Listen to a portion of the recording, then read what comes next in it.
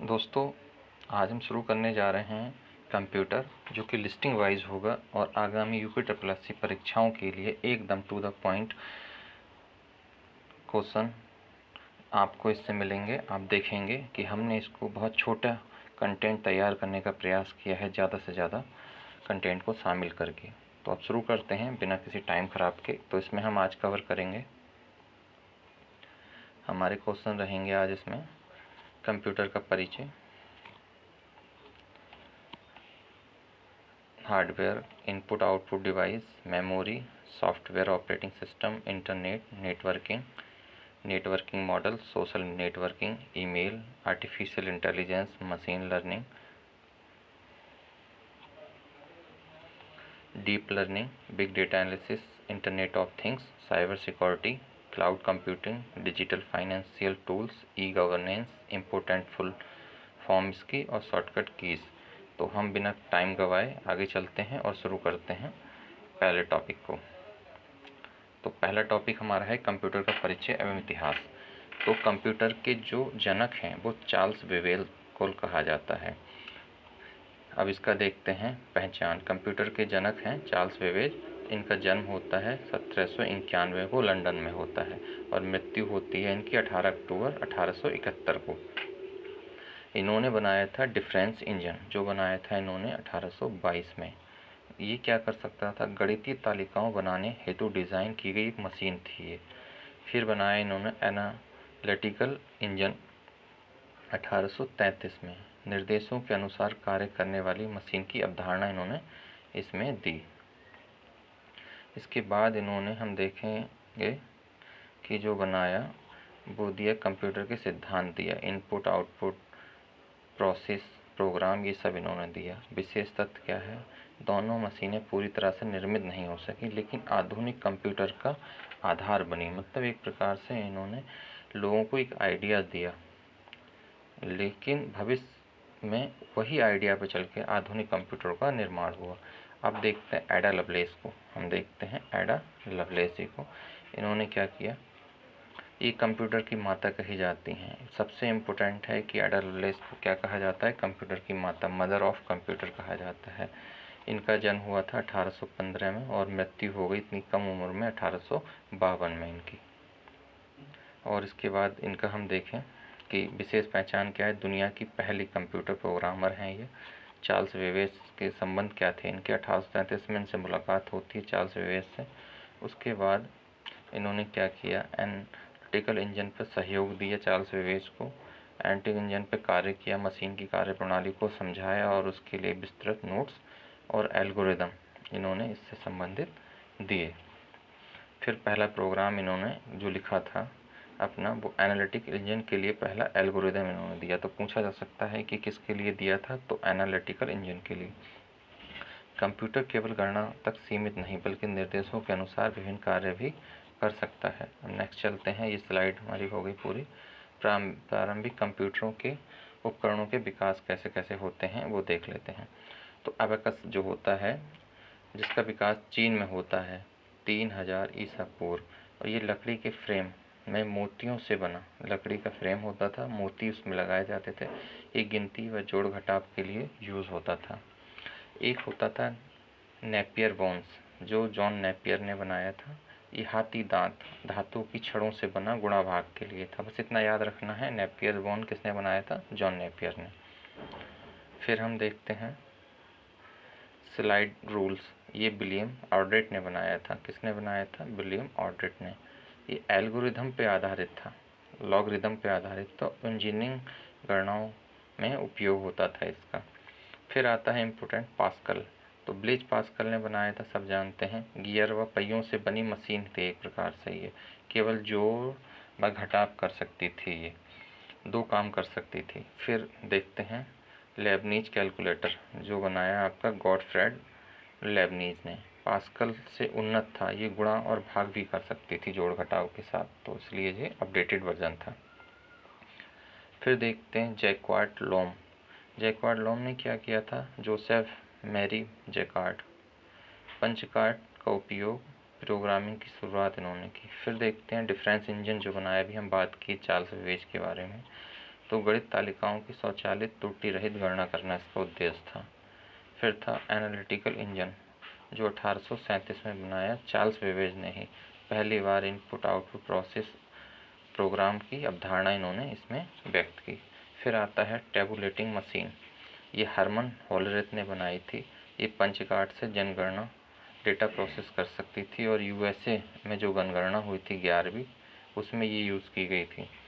फिर आता है ABC, Atanasoff Berry computer, जिसको एटना सॉफ्ट व किल्फर्ड बेरी ने बनाया था। पहला इलेक्ट्रॉनिक डिजिटल कंप्यूटर, इसकी ये विशेषता है क्या, पहला इलेक्ट्रॉनिक डिजिटल कंप्यूटर। फिर आता है मार्क 1, जो कि आपका बनाया था हार्वर्ड आइकन ने बनाया था। मार्क 1 हार्वर्ड आइकन ने। इलेक्ट्रॉनिक मैकेनिकल कंप्यूटर, बहुत बड़ा आकार था इसका। इनियाक भी बनाया था जॉन मुचेली और जे प्रेस्फर्ड एकॉर्ड ने बनाया था। पहला इलेक्ट्रॉनिक जनरल पर्पस कंप्यूटर, मतलब ये सबके यूज़ में आने लगा था, एक प्रकार से आम जनता भी इसको यूज़ करती थी, इसलिए इलेक्ट्रॉनिक जनरल पर्पस कंप्यूटर हो गया। नेक्स्ट देखते हैं। फिर आया यूनिवैक फर्स्ट, जिसको एकॉर्ड व मोचली ने ही बनाया था और पहला कॉमर्शियल कंप्यूटर बनाई, मतलब अब इसको कंपनियां यूज़ करना शुरू कर दी व्यावसायिक कामों के लिए। फिर आया IBM 701, जिसको बनाया 1952 में, किसने, IBM ने, वैज्ञानिक व रक्षा गणनाओं के लिए। फिर आया IBM 360, 1964 में बना था, ये भी IBM ने बनाया। एक ही आर्किटेक्चर की पूरी कंप्यूटिंग सीरीज है ये। इंटेल 404 दुनिया का पहला माइक्रो प्रोसेसर है, याद रखना है। इंटेल 404 क्या है, 4004 दुनिया की पहली माइक्रो प्रोसेसर है ये। IBM PC 1981 में बना। पर्सनल कंप्यूटर की शुरुआत होती है, ये बहुत बड़ी बात होती थी कि IBM PC जो था पहला पर्सनल कंप्यूटर था जिसे लोग अपने घरों में लाके रख सकते थे। अब देखते हैं नेक्स्ट स्लाइड। इसमें हम देखते हैं कंप्यूटर गणना यंत्र से संबंधित प्रथम, फर्स्ट इन कंप्यूटर थ्योरी, पहला गणना यंत्र हम देखेंगे तो वो कौन था हमारा, फर्स्ट कैलकुलेटिंग डिवाइस था अबाकस। सबसे प्राचीन गणना उपकरण होता था। पहली यांत्रिक गणना मशीन कौन सी थी, तो वो थी पास्कल, जो हमने बताया था अभी, ये भी पास्कलाइन की माना जाता है।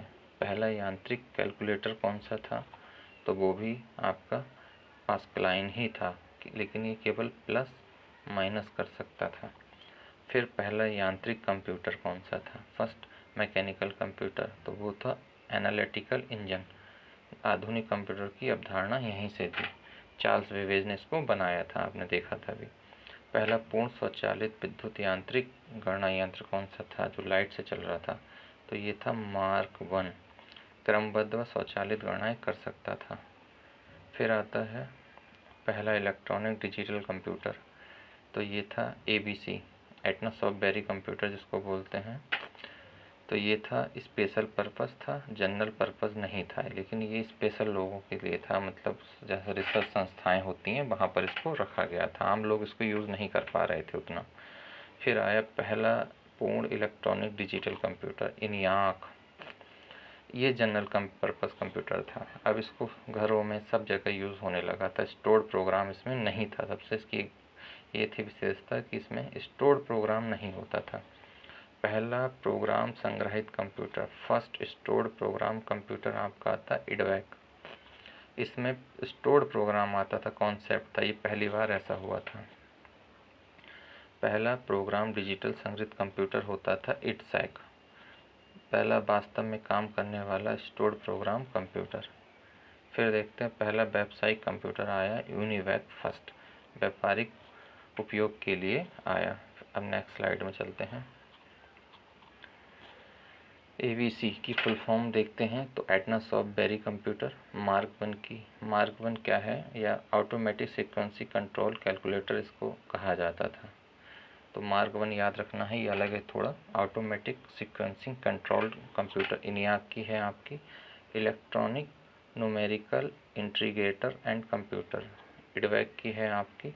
Electronic discrete variable automatic computer EDSAC की क्या है, electronic delay storage automatic calculator. और यूनिवैक की है यूनिवर्सल ऑटोमेटिक कंप्यूटर, और यही इस बार की परीक्षा आपके लेखपाल में पूछी गई थी, याद रखना है इस बात को। IBM, तो इसकी बहुत पूछी जाती है, यह है इंटरनेशनल बिजनेस मशीन। फिर आता है IBM 650, तो IBM 650 magnetic drum data processing machine है। IC की फुल फॉर्म क्या होती है? Integrated circuit. CPU की क्या होती है? Central processing unit. ALU की क्या होती है? Arithmetic logic unit. CU की क्या होती है? Control unit. PC की क्या होती है? Personal computer. अब नेक्स्ट चलते हैं, देखते हैं कंप्यूटर की पीढ़ियाँ कौन कौन सी कंप्यूटर रही हैं। तो अभी तक के 5 जनरेशन कंप्यूटर आ चुके हैं, और फर्स्ट जनरेशन देखें सबसे पहले जो आया 1942 से 1954 तक। सेकंड जनरेशन आया 1955 से 1964 तक, और थर्ड जनरेशन आया 1965 से 74। फोर्थ आया आपका 1975 से 89,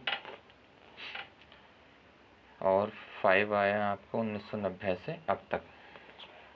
अब नेक्स्ट चलते हैं कंप्यूटर की पीढ़ियाँ, तुलना करते हैं कि इनमें क्या क्या अंतर होता था, भाषाएं कौन सी थी, मेमोरी कौन सी थी, स्पीड क्या थी इनकी, ऑपरेटिंग सिस्टम क्या थे, तो उसमें हम अंतर करते हैं और इसको देखते हैं अच्छे से कि इसमें क्या रहा अंतर हमारा। तो पहला हो जाएगा, प्रथम पीढ़ी की जो कंप्यूटर होते थे उनमें हार्डवेयर कंपोनेंट में वैक्यूम ट्यूब का यूज़ होता था, याद रखना है, और ट्रांजिस्टर का द्वितीय में होता था। थर्ड जो जनरेशन थी उसमें IC आ चुकी थी, और चतुर्थ थी उसमें VLSI आ चुकी थी, वेरी लार्ज सर्किट इंटीग्रेशन हो चुका था, और पंचम में ULSI। इसका शॉर्ट फॉर्म याद रख सकते हो आप चाहो तो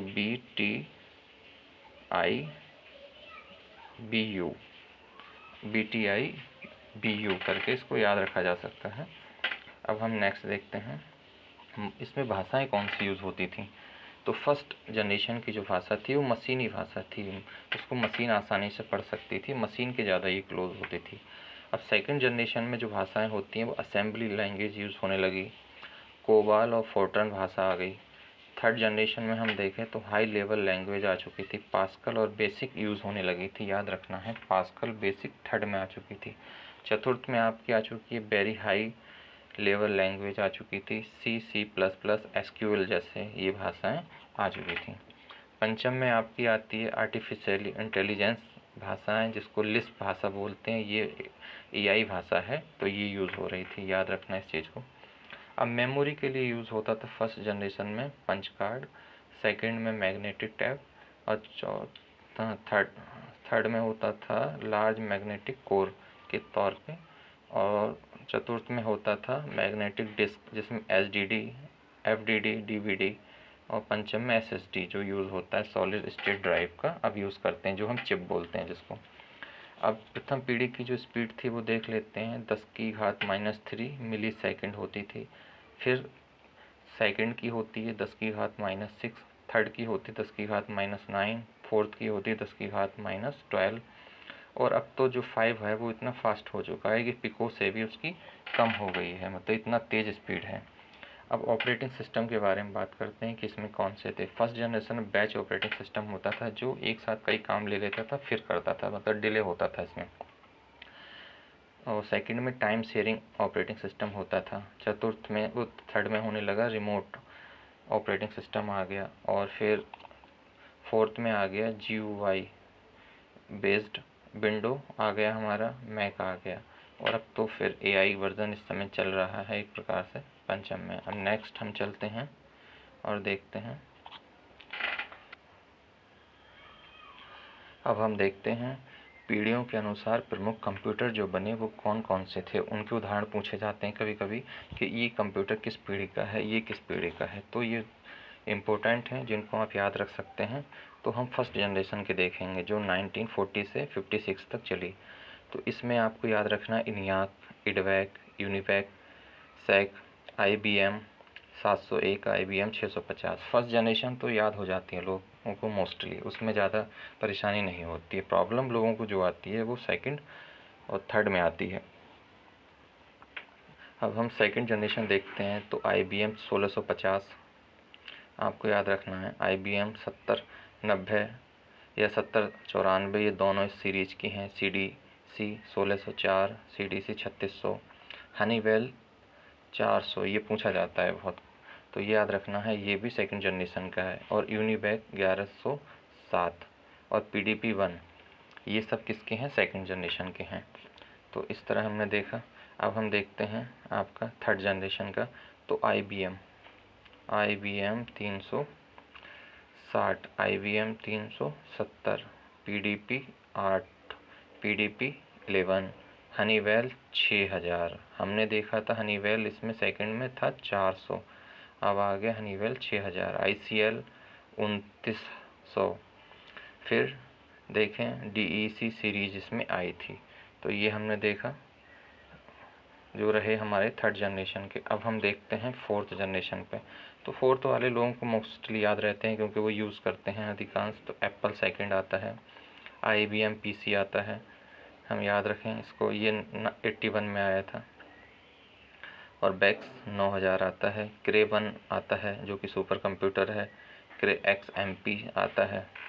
तो इस तरह से ये हो गए हमारे फोर्थ जनरेशन के। और उसके बाद आते हैं हमारे फिफ्थ जनरेशन में, जो 1985 से अब तक चल रही है, जिसमें परम सुपर कंप्यूटर आते हैं भारत में। जैसे परम सीरीज विकसित किया आपका CDAC ने, और CDAC ने किया, और इसको 1991 में बनाया। आर्टिफिशियल इंटेलिजेंस सिस्टम इसमें होता है, रोबोटिक्स आधारित होते हैं, एक्सपर्ट सिस्टम इसमें होता है। तो हमने ये देखा। अब हम चलते हैं नेक्स्ट लेवल पे, क्लासिफिकेशन ऑफ कंप्यूटर, कंप्यूटरों के वर्गीकरण। तो अब इसमें देख लेते हैं कि कंप्यूटर का वर्गीकरण हम कैसे करें। तो ये रहा हमारा बेस्ड ऑन साइज, आकार के आधार पे, बेस्ड ऑन वर्क, कार्य के आधार पे, बेस्ड ऑन पर्पस, उद्देश्य के आधार पे। तो जो बेस्ड ऑफ साइज है वो 3 प्रकार के होते हैं: micro computer, mini computer, main frame computer, super computer. याद रखना है micro, mini, main, micro, mini, main और सुपर। तो 3M इसको याद रख लीजिए, 3MS बस, माइक्रो, मिनी, मेन और सुपर कंप्यूटर। अब देखते हैं बेस्ड ऑन वर्क के आधार पर एनालॉग कंप्यूटर, जिसमें मतलब नंबर आते हैं सिर्फ, जैसे कि आपके गाड़ी के जो मीटर होता है वो एनालॉग टाइप का होता है। फिर होता है डिजिटल कंप्यूटर जो आप यूज़ करते हैं। फिर होता है हाइब्रिड। ये जो हाइब्रिड होता है इसमें एनालॉग प्लस डिजिटल दोनों यूज़ होते हैं। तो याद रखना है इस चीज़ को कि दोनों कंप्यूटर इसमें आ जाते हैं। फिर देखते हैं बेस्ड ऑन पर्पस, उद्देश्य के आधार पे हमारे क्या है। तो जनरल पर्पस जैसे आम लोग यूज़ करते हैं, जैसे आप घरों में होता है। और फिर स्पेशल पर्पस जो होता है उसमें क्या होता है, डिफेंस के लिए होता है, हेल्थ के लिए होता है। हेल्थ हो गया स्वास्थ्य मतलब, तो ये डिफेंस हो गया, हेल्थ हो गया, आपका रिसर्च हो गया, इन सब के लिए जो होता है स्पेक्ट्रल, इस तरह के कंप्यूटर यूज़ होते हैं।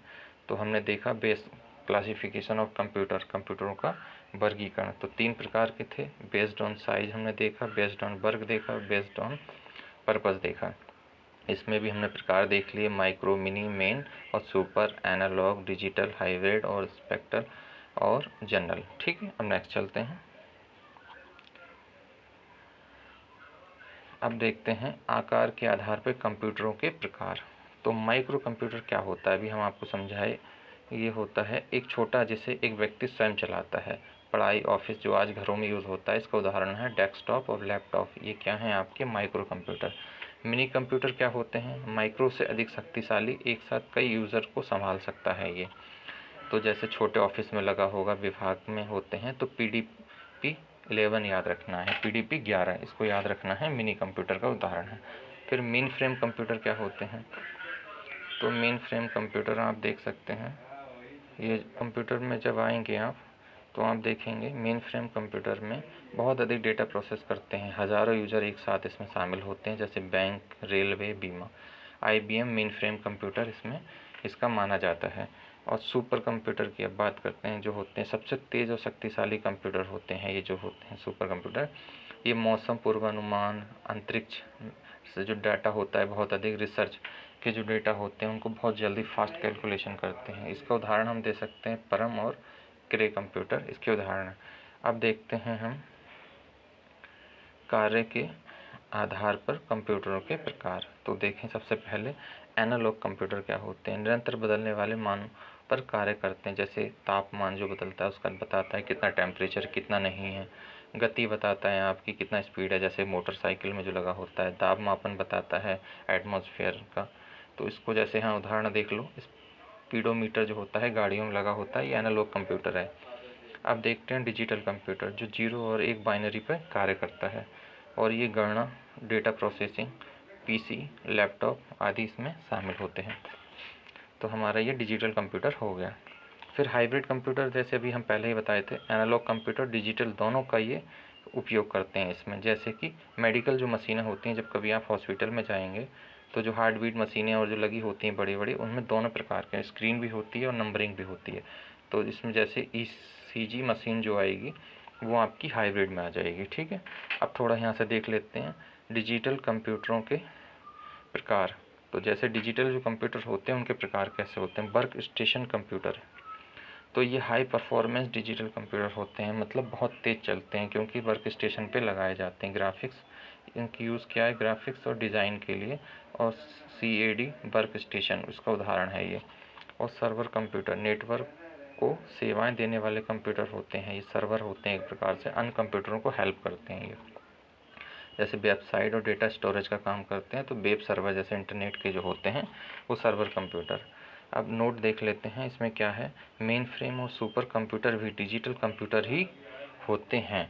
होते तो डिजिटल ही, लेकिन उनके कार्य के आधार पर उनमें थोड़ा सा वर्गीकरण कर दिया गया है। अब हम देखते हैं उद्देश्य के आधार पर कंप्यूटरों के प्रकार। अब जनरल पर्पज़ हम देखे थे तो अनेक प्रकार के कार्य कर सकता है। जैसे हम जो यूज़ करते हैं डेस्कटॉप हो गया, स्पेशल हम पहले ही बताए थे, केवल एक विशेष प्रकार कार्य किया जाता है इसके द्वारा। जैसे रक्षा वाले डिफेंस विभाग में जो कंप्यूटर रहते हैं बड़े बड़े, या मौसम विभाग में जो है IITM जैसे जो पुणे है उसमें, दिल्ली में जितने भी संगठन हैं उनमें सब में रहेंगे। तो ये स्पेशल पर्पज़ कंप्यूटर। अब हम देखेंगे उपयोगकर्ता संख्या के आधार पर कंप्यूटरों के प्रकार कौन कौन से होते हैं। तो उसमें सिंगल यूज़ कंप्यूटर हो गया हमारा, एक समय में एक यूज़र द्वारा उपयोग किया जाता है, ये व्यक्तिगत कंप्यूटर होता है जिसको PC भी बोलते हैं, पर्सनल कंप्यूटर। और मल्टी यूज़र कंप्यूटर होता है, कई यूज़र एक साथ उपयोग कर सकते हैं, बड़े संगठन जिसको करते हैं, तो इसको मेन फ्रेम कंप्यूटर बोलते हैं। ठीक है, अब हम देखते हैं नेक्स्ट हमारा कि डेटा प्रसंस्करण विधियों के आधार पर कंप्यूटरों के प्रकार की, मतलब डेटा प्रोसेसिंग है उनके क्या मेथड्स होते हैं उसके आधार पे। तो हम देखते हैं बैच प्रोसेसिंग क्या होती है। आप समझ लीजिए, डेटा को एकत्र करके समूह बैच में प्रोसेस करता है, तुरंत परिणाम नहीं देता है। तो जैसे bank billing, payroll system, salary processing, जैसे सैलरी आएगी सबका सेट कर लेगा, फिर एक साथ सबकी सैलरी कुछ समय के बाद जनरेट कर देता है। फिर होता है रियल टाइम प्रोसेसिंग, ये डेटा मिलते ही तुरंत प्रोसेस कर देते हैं। जैसे ही आप, जैसे UPI आज के टाइम में आप यूज़ कर रहे हो, एक प्रकार से तुरंत आप पेमेंट करें तुरंत पहुंच जाएगा। रेलवे रिजर्वेशन पे आप जाते हैं तुरंत करते हैं, तुरंत टिकट हो जाता है। एयर ट्रैफिक कंट्रोल हो गया, क्योंकि अगर ज़रा सी देर हुई तो फ़्लाइट इधर से उधर हो सकती है और बड़ा हादसा हो सकता है। तो इसमें क्या होता है, कौन सा कंप्यूटर यूज़ होते हैं? Real time processing. Railway station इसका उदाहरण है, रिजर्वेशन सिस्टम ये आप याद रखिए। फिर ऑनलाइन प्रोसेसिंग, इंटरनेट के माध्यम से डेटा प्रोसेस होता है।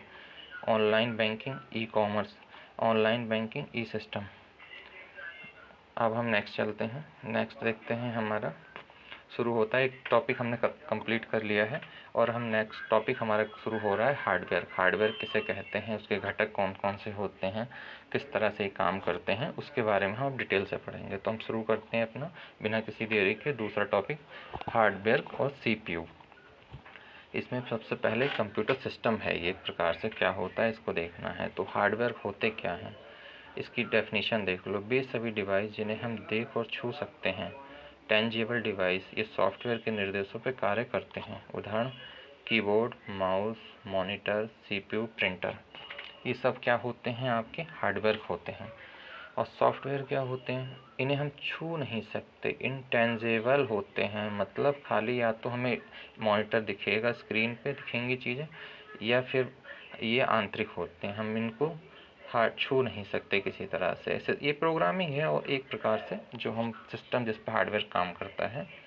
यानी विशेष कार्य करने वाले प्रोग्रामों का ये समूह है। It is a set of program, ऐसे डेफिनेशन की याद रख सकते हैं। एक होता है ह्यूमन बेयर। ह्यूमन बेयर जो होता है कंप्यूटर को उपयोग करने वाला व्यक्ति, यूज़र।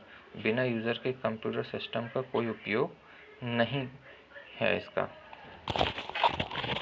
प्रोग्रामिंग भाषा जो यूज़ हुई थी वो कौन कौन सी भाषा थी उसके बारे में हम समझते हैं अच्छे से। तो प्रोग्रामिंग लैंग्वेज होती क्या है? वह भाषा जिसे कंप्यूटर प्रोग्राम लिखे जाते हैं, अर्थात जिसमें कंप्यूटर जो प्रोग्रामिंग होते हैं सॉफ्टवेयर वो लिखे जाते हैं। हर भाषा का अपना एक सिंटैक्स होता है, मतलब लिखने का एक तरीका होता है।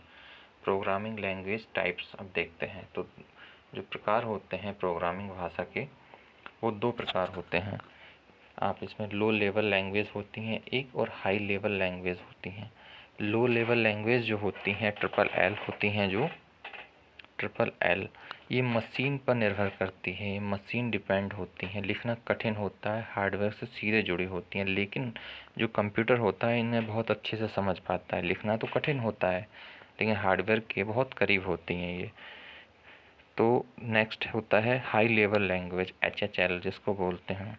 ये मशीन से स्वतंत्र होती हैं, समझने और लिखने में आसान होती हैं। मतलब ह्यूमन बेयर जो कंप्यूटर यूज़ कर रहा होता है उसके लिए जो ये भाषाएं होती हैं बहुत कंप्यूटर सीधे नहीं समझ सकता, इनको कन्वर्ट करना पड़ता है कंपाइलर या फिर ट्रांसलेटर के द्वारा इस तरह से। तो फिर होता है एग्जाम्पल के तौर पे हम देखते हैं जो हाई लेवल लैंग्वेज होती हैं C++, जावा, पाइथन, फोर्टन। ये याद रखना है सबकी सब लैंग्वेज हमको। ये क्या है?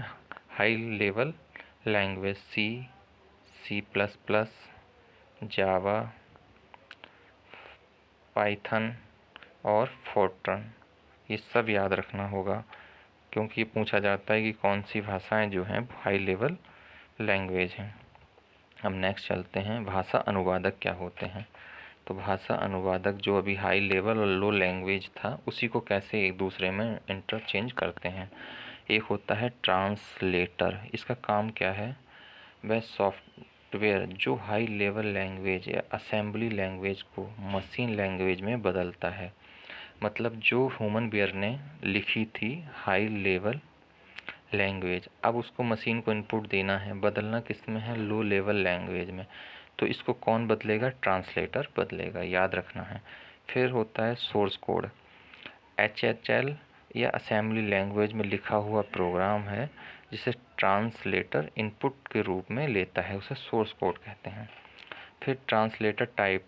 ट्रांसलेटर जो होते हैं वो तीन प्रकार के होते हैं, कंपाइलर, असेंबलर और इंटरप्रेटर। ये होते हैं आपके ट्रांसलेटर। तो ट्रांसलेटर हमने पढ़ा, फिर उसके प्रकार हमने देखे, वो तीन प्रकार के ये होते हैं। तो याद रखना है कंपाइलर, असेंबलर और इंटरप्रेटर। फिर देखते हैं, अब पहला है कंपाइलर। कंपाइलर क्या करता है? जो पूरा सोर्स कोड लिखा गया है को एक साथ कन्वर्ट कर देता है किस में? मशीन लैंग्वेज में, और एग्जीक्यूटेबल फाइल बना देता है। मतलब जो अब फाइल जाएगी कंप्यूटर के पास उसको वो यूज़ करेगा, और एरर एक साथ दिखाता है, जितनी एरर हैं उसमें सिंटैक्स में वो सब एक साथ शो करेगा।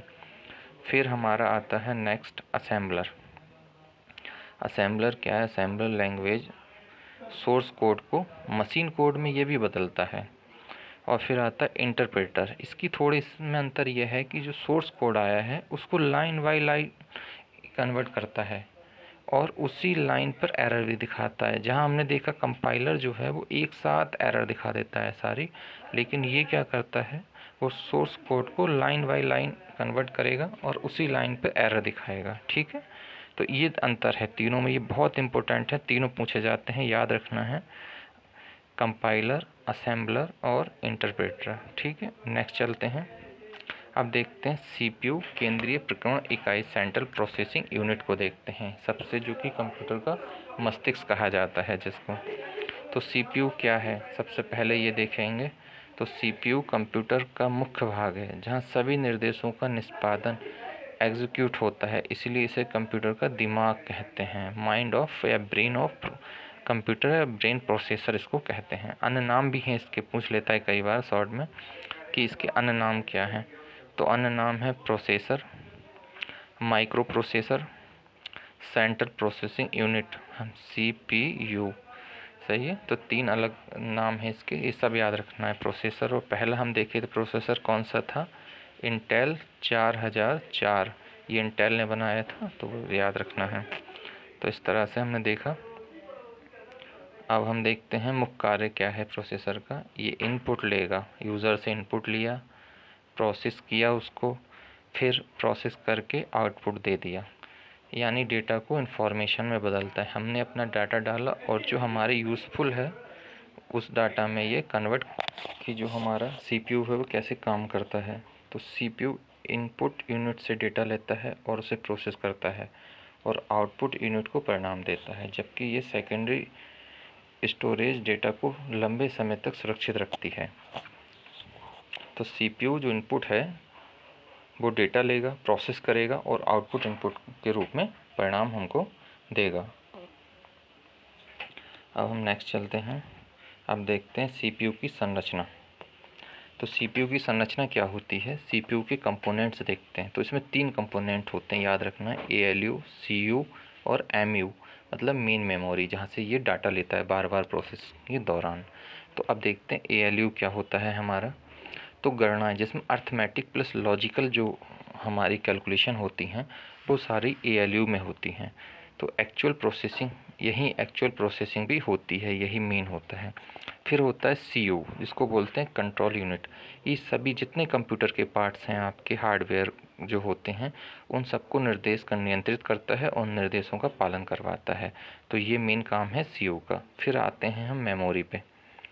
MU, मेमोरी यूनिट जो होता है वो डेटा निर्देश परिणाम को अस्थायी रूप से स्टोर करता है, जैसे कि, क्योंकि अब सेकेंडरी मेमोरी में तो जाएगा नहीं बार बार प्रोसेसिंग, क्योंकि उससे स्लो हो जाएगा। तो जो फर्स्ट मेमोरी है ये, इसी से बार बार CPU जो है वो डाटा लेता है और प्रोसेसिंग करता है। अब देखते हैं हम ALU, अर्थमेटिक लॉजिक यूनिट, क्या होता है, थोड़ा और इसको विस्तार से देख लेते हैं। इसके कार्य क्या है, सभी प्रकार की गणनाएँ और तुलना करना। गणनाओं, अर्थमेटिक जो ऑपरेशन होते हैं उसमें आप जानते हैं कि उसमें शामिल हो जाएगा आपका जोड़ घटाव, जैसे प्लस माइनस गुणा भाग, ये हमारी नंबरिंग सिस्टम हो गई। उसके बाद ये लॉजिकल ऑपरेशन भी करता है कि कौन ग्रेटर है, कौन छोटा, कौन बड़ा, कौन बराबर, जो होती हैं इस तरह की लॉजिकल एंड नोट डिसीजन के लिए भी यूज़ होता है। तो 2 प्रकार की गणना करता है ये, याद रखना है।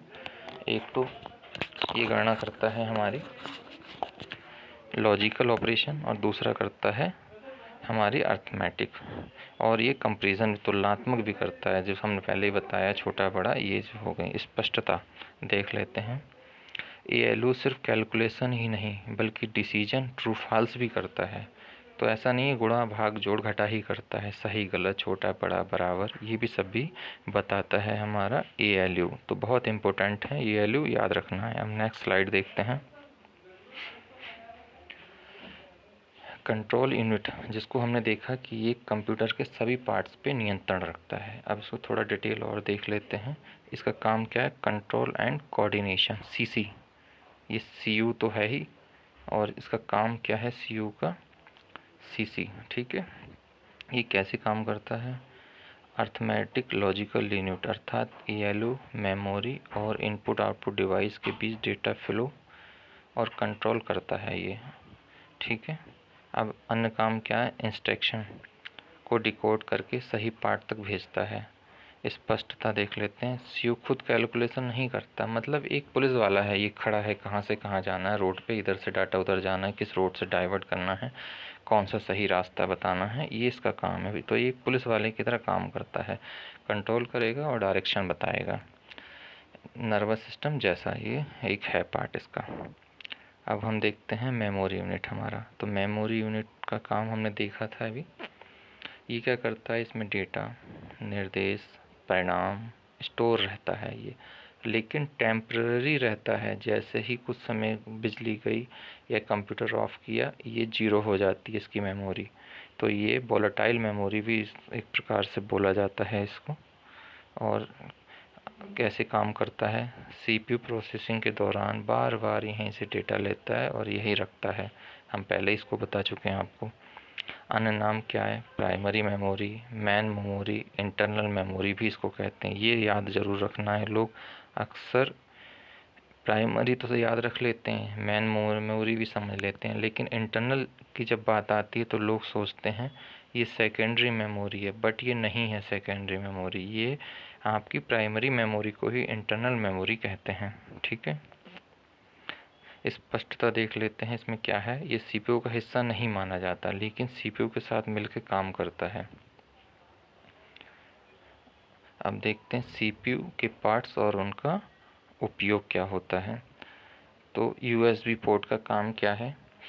Keyboard, mouse, printer, pen drive, scanner आदि जोड़ने के लिए यूज़ होता है आपका यूएसबी पोर्ट, यूनिवर्सल सीरियल बस इसको फुल फॉर्म इसकी होती है। एचडीएमआई पोर्ट जो होता है वो क्या करता है? सीपीयू को मॉनिटर से एलईडी प्रोजेक्टर को जोड़ने के लिए, जिसमें ऑडियो वीडियो दोनों चलती हैं एचडीएमआई पोर्ट में। फिर आता है बीजीए पोर्ट, मॉनिटर से जोड़ने के लिए होता है, लेकिन केवल वीडियो चलती है इसमें।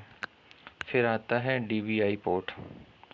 डीवीआई पोर्ट में जो होता है डिजिटल मॉनिटर से हाई क्वालिटी वीडियो के लिए इसको यूज़ किया जाता है। फिर आता है display port, high resolution display और ऑडियो वीडियो ट्रांसमिशन के लिए होता है। पीएस पब्लिक टू पोर्ट जो होता है, ये पुराने कीबोर्ड और माउस को जोड़ने के लिए यूज़ होता था, बट याद रखना है। ईथरनेट लैन पोर्ट, ईथरनेट वो इंटरनेट और नेटवर्क केबल कनेक्शन होता है।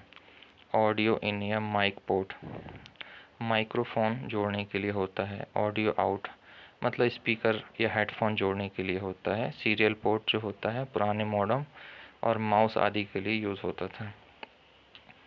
अब पैरेलल पोर्ट देखते हैं, पुराने प्रिंटर के लिए जोड़ने के लिए। अब पावर पॉइंट में आ जाएगा, सीपीयू को बिजली सप्लाई जोड़ने के लिए। सब याद रखना है, इम्पोर्टेंट है, इसीलिए इसको बताया गया है सब आपको। अब नेक्स्ट चलते हैं, सीपीयू पोर्ट्स का क्लासिफिकेशन देखते हैं। इनपुट पोर्ट्स कौन से होते हैं? जिनसे अंदर डाटा आता है, तो USB, PS/2, mic port. Output port होते हैं हमारे एचडीएमआई, बीजीए जो वीडियो के लिए हम बताए, डीवीआई और डिस्प्ले पोर्ट और ऑडियो पोर्ट। एक होता है कम्युनिकेशन पोर्ट, इसमें ईथरनेट जैसे इंटरनेट चलता है, यूएसबी इसमें शामिल होते हैं। ये वर्गीकरण कर दिया गया है। पावर पोर्ट में आप देखिए पावर सप्लाई से संबंधित रहता है। अब देखते हैं हम सीपीयू से जुड़े महत्वपूर्ण तथ्य क्या हैं, उनको हम एक बार देख लेते हैं। तो पहला प्रोसेसर जो हम पहले ही बता चुके हैं आपको क्या है, इंटेल 4004 भारत प्रोसेसर, भारत ने बनाया था। शक्ति, मेमोरी एक्सेस टाइम क्या होता है? सीपीयू को मेमोरी तक पहुंचने में लगने वाला समय जो होता है वो मेमोरी एक्सेस टाइम होता है। स्पीड को हम किस में मापते हैं? तो हर्ट्ज़ में, मेगाहर्ट्ज़ में, गीगाहर्ट्ज़ में मापी जाती है। पहले मेगाहर्ट्ज़ में मापी जाती थी क्योंकि जो कंप्यूटर होते थे उनकी स्पीड कम होती थी। अब क्या है, इसे गीगाहर्ट्ज़ में कॉमनली माना जाता है क्योंकि वो कंप्यूटर जो है फास्ट आ चुके हैं। अब माइक्रो ऑपरेशन क्या होते हैं? तो रजिस्टर में स्टोर्ड डाटा पर होने वाले छोटे ऑपरेशन होते हैं। ये भी एक प्रकार से फास्ट एक्सेस करने के लिए रजिस्टर होते हैं जहाँ से सीपीयू डाटा लेता है। और कैच मेमोरी क्या होती है? सीपीयू और रैम के बीच होती है, ये फास्ट एक्सेस और स्पीड बढ़ाती है। ये बहुत पूछा जाता है, इसको याद रखना है कि जो कैच मेमोरी होती है ये आपकी किसके बीच होती है? तो सीपीयू और रैम के बीच में ये होती है।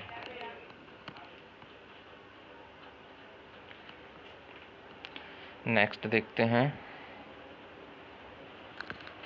अब देखते हैं हम सीपीयू वर्किंग फ्लो, सीपीयू कैसे काम करता है उसको देखते हैं।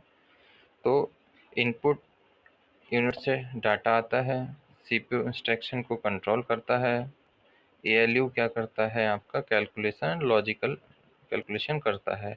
और एमयू क्या होता है? मेमोरी यूनिट में डाटा टेम्पररी याद रखना है, परमानेंटली नहीं स्टोर होता है। आउटपुट यूनिट रिजल्ट दिखाता है, जो अपना प्रोसेस किया वो रिजल्ट आ गया। अब देखते हैं कंप्यूटर बस। क्या होती हैं, मतलब जो एक दूसरे से तार जुड़े होते हैं और जो चीज़ें होती हैं वो क्या होती हैं इसमें, उनको समझते हैं हम ध्यान से। तो हमारा आता है बस नेम पहले, इसमें डेटा बस होती है, एड्रेस बस होती है, कंट्रोल बस होती है, कॉम्बिनेशन बस होती है, पेरिफेरल बस होती है, इनसाइड सीपीयू बस होती है और सीपीयू चिपसेट बस होती है। अब एक एक करके हम चलते हैं। पहले हम देखेंगे सबसे पहले कि हमारा जो होता है डाटा बस क्या होती है। तो डेटा बस ये एक्चुअल डेटा 0 और 1, एक्चुअल डेटा 0 और 1 को एक जगह से दूसरी जगह ले जाती है। सीपीयू मेमोरी डिवाइस के बीच इंफॉर्मेशन भेजना इसका क्यों ज़रूरी होती है, काम होता है। ये क्या करती है, सीपीयू और मेमोरी और डिवाइस के बीच डेटा इन्फॉर्म भेजती है, जैसे सड़क पे सामान डाटा ले जाने वाली गाड़ी। अब एड्रेस बस क्या होती है, ये बताती है कि डेटा किस जगह मेमोरी लोकेशन पे जाना है। सही जगह पर डेटा पहुंचाने का काम कौन करता है, एड्रेस बस। जैसे घर का एड्रेस लिखे बिना पार्सल नहीं पहुंचता, उसी तरह से एड्रेस बस बताती है कि सही एड्रेस क्या है।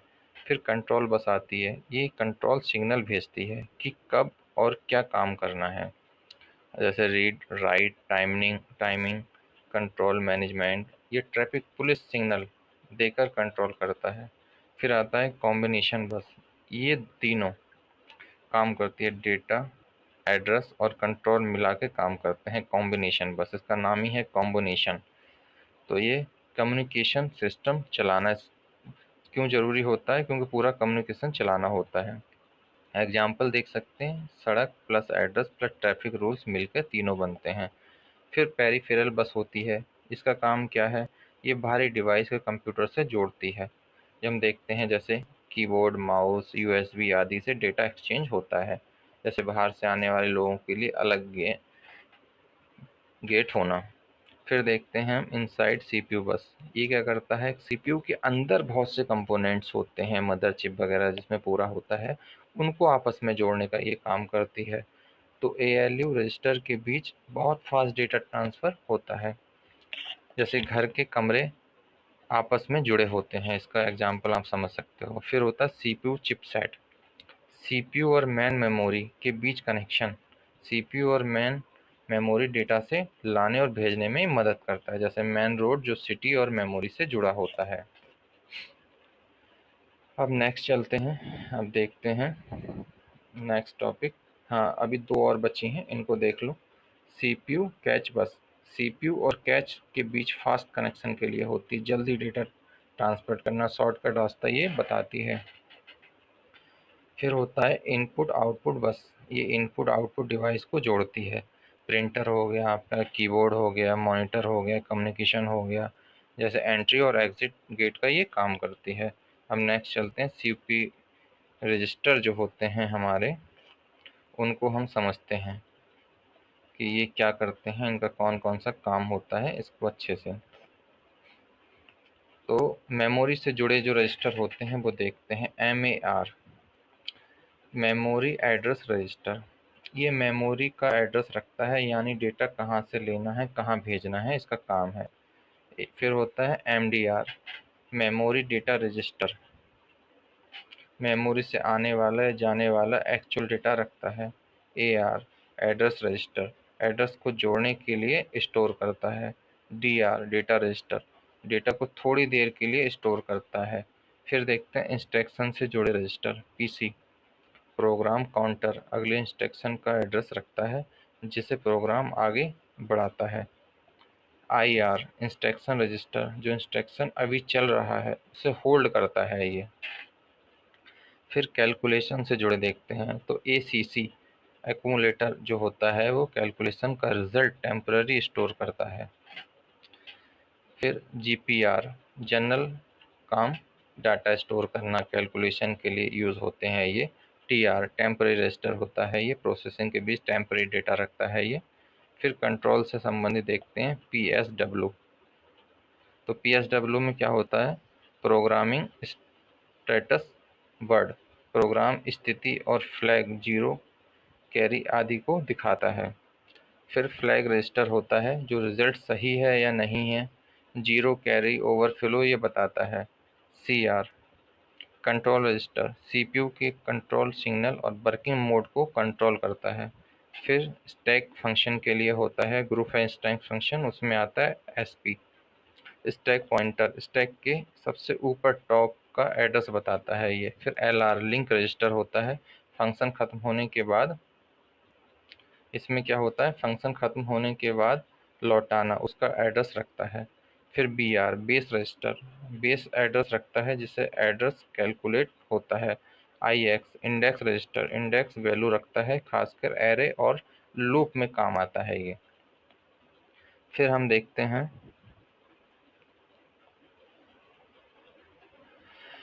मेमोरी रजिस्टर, ये सेगमेंट रजिस्टर है, मेमोरी के अलग अलग हिस्सों के एड्रेस रखता है ये। फिर इनपुट आउटपुट डिवाइस से जुड़े रजिस्टर जो होते हैं उसमें देखते हैं इनपुट आउटपुट डिवाइस से डेटा लेन देन में मदद करते हैं। तो हमने ये देखे रजिस्टर, ये बहुत पूछे जाते हैं, थोड़ा सा हो लग सकता है कि ये कठिन है, लेकिन 2-3 बार आप इसको रिवीजन करेंगे तो अच्छे से इसको समझ याद हो जाएगा। अब चलते हैं हम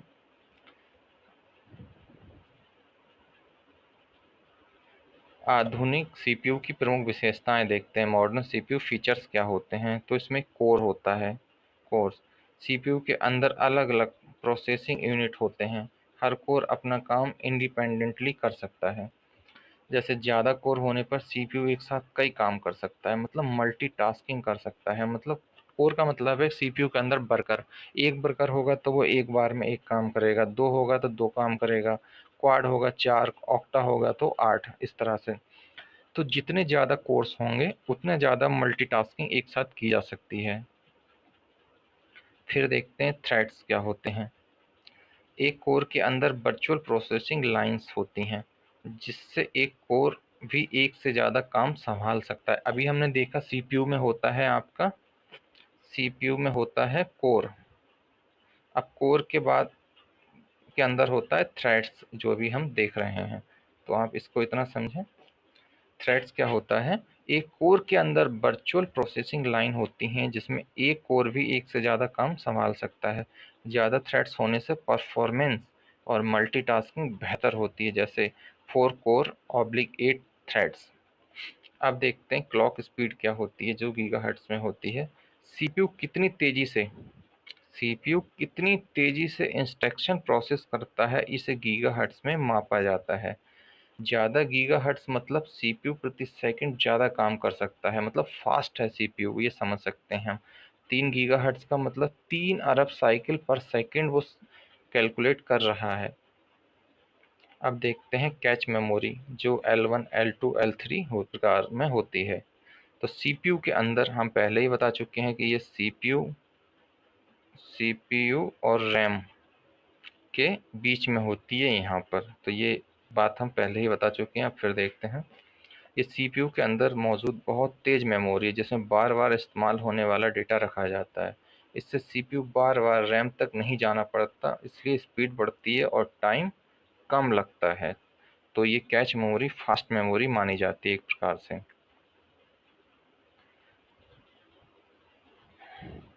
अब देखते हैं L1 कैच सबसे तेज और सबसे छोटा कैच, हर कोर के पास अलग अलग होती है। तो जो कैच है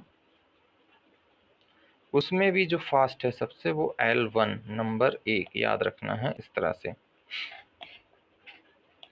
तुरंत एक्सेस के लिए सबसे टेस्ट फास्ट है ये। L2 देखते हैं, L1 बड़ी और थोड़ी धीमी होती है L1 से, ये L2 वही अनुपात में चला जाएगा चीज़ें। मध्यम स्पीड होती है इसकी, स्टोरेज बैलेंस होती है दोनों के बीच में। L3 सबसे बड़ी कैच मेमोरी होती है, लेकिन इसकी स्पीड कोर्स के बीच शेड होती है, बड़े डेटा स्टोर करके ओवरऑल परफॉर्मेंस बढ़ाती है। हम देखें तो सबसे तेज होती है, फास्ट जो होती है वो L1 होती है, और स्टोर जो होता है सबसे ज़्यादा वो L3 का होता है। और ये जो L1, L2, L3 जो होती हैं ये कैच मेमोरी होती हैं, ये याद रखना है, इम्पोर्टेंट है। अब नेक्स्ट चलते हैं, देखते हैं नेक्स्ट हमारा जो है वो है इनपुट आउटपुट उपकरण कौन से होते हैं? तो जो कीबोर्ड होता है जिसमें हम टाइप करते हैं, लिखते हैं अक्षर, संख्याएं और कमांड टाइप करने के लिए होता है, ये इनपुट डिवाइस है। इसके माध्यम से हम कंप्यूटर को आदेश देते हैं। एक होता है माउस। माउस पॉइंटर डिवाइस है एक प्रकार से, जो क्लिक करने से पॉइंट चलता है कर्सर, उसके माध्यम से होता है। एक होता है स्कैनर। ये सब इनपुट डिवाइस है। स्कैन करके हम कागज़ लिया, स्कैन किया और कंप्यूटर को इनपुट दे दिया। एक होता है माइक्रोफोन। आवाज़ हमने दी जैसे और वो कंप्यूटर ने उसको इनपुट के तौर पे यूज़ किया। एक होता है वेबकैम। कैमरे के माध्यम से हम फ़ोटो और वीडियोज़ भी कंप्यूटर में अपलोड करते हैं। एक होता है जॉयस्टिक। जॉयस्टिक जो होता है गेम्स और सिमुलेटर कंट्रोल के लिए होता है। मतलब हम जरा सा भी इधर उधर एंगल चेंज करते हैं तो ये खेल में बहुत काम आता है। जो बच्चे खेलते हैं उसमें होता है जॉयस्टिक बहुत। फिर होता है light pen. Light pen screen पर लिखने के लिए होता है, एक पेन के प्रकार का ही होता है, आपने देखा होगा, यूज़ किया होगा। फिर टच स्क्रीन। टच स्क्रीन में क्या है, आप उंगलियों के माध्यम से इनपुट कंप्यूटर को देते हैं। एक ट्रैक बॉल होता है, माउस जैसे पॉइंटिंग डिवाइस है ये भी ट्रैक बॉल। एक होता है बारकोड रीडर। बारकोड रीडर को स्कैन करने के लिए होता है, हम जो देखते हैं बारकोड होता है उसको स्कैन करता है, ये भी इनपुट डिवाइस है। ओसीआर। ओसीआर क्या है, optical character recognition.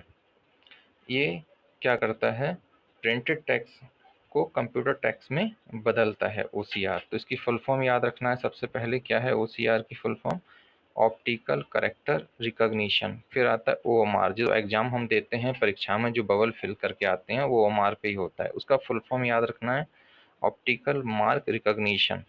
Answer sheet के लिए गोले लगाना, वही बात हो गई। MICR, magnetic. MICR देख लेते हैं, मैग्नेटिक इंक करेक्टर रिकॉग्निशन।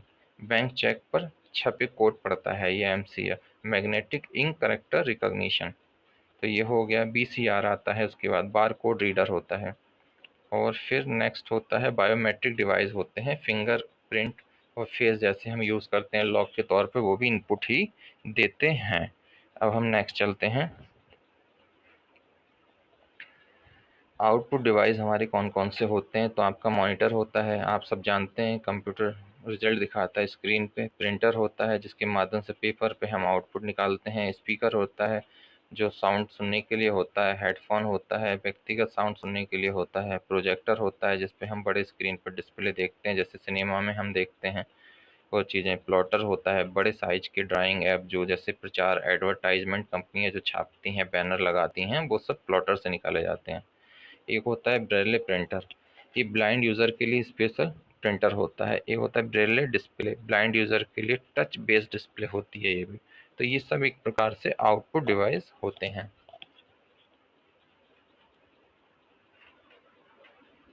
अब देखते हैं इनपुट और output device. Device touch screen, ये कैसे काम कर सकता है, उंगली से टच करके हम इनपुट देते हैं, स्क्रीन पे जानकारी दिखाता है। आउटपुट डिवाइस क्या है, जानकारी दिखाता है, इनपुट लेता है। मॉडेम क्या होता है, डेटा भेजता है, डेटा प्राप्त करता है। नेटवर्क कार्ड क्या होता है, NIC, डेटा भेजता है, डेटा प्राप्त करता है। अब नेक्स्ट चलते हैं, पेन ड्राइव देखते हैं। पेन ड्राइव क्या करता है, डेटा लिखते हैं इनपुट और डेटा पढ़ते हैं, ये दोनों में काम आते हैं। इनपुट आउटपुट डिवाइस हैं दोनों प्रकार के। हार्ड डिस्क क्या करती है, डेटा सेव भी करती है और डेटा वापस भी देती है। CD DVD, डेटा लिखना इनपुट, डेटा पढ़ना output. Headphone, mic plus headphone, microphone से आवाज़ इनपुट में जाती है, हेडफोन से आवाज़ बाहर आती है। ये दोनों प्रकार के होते हैं। तो याद रखना है हमारा touch screen, modem, touch screen हो गया, मॉडेम हो गया। एक मिनट,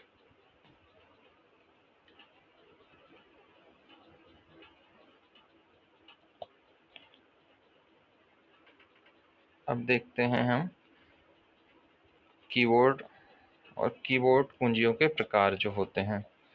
तो बिंदु क्या होता है, एक इनपुट डिवाइस होता है, कंप्यूटर से डेटा कमांड दे लेता है।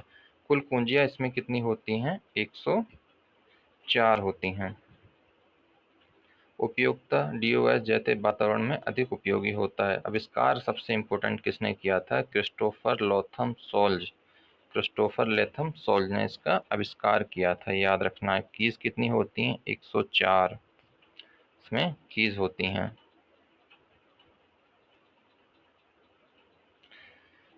इसमें कीबोर्ड में कुंजियों के प्रकार कौन से होते हैं, तो अल्फ़ाबेटिक आपकी कीज आती हैं इसमें। फंक्शनल कीज़ आती हैं, न्यूमेरिकल कीवर्ड होती है, नेविगेशन कीज़ होती हैं, मॉडिफायर कीवर्ड होती हैं, पंक्चुएशन कीज़ होती हैं। तो अब हम देख लेते हैं एक-एक करके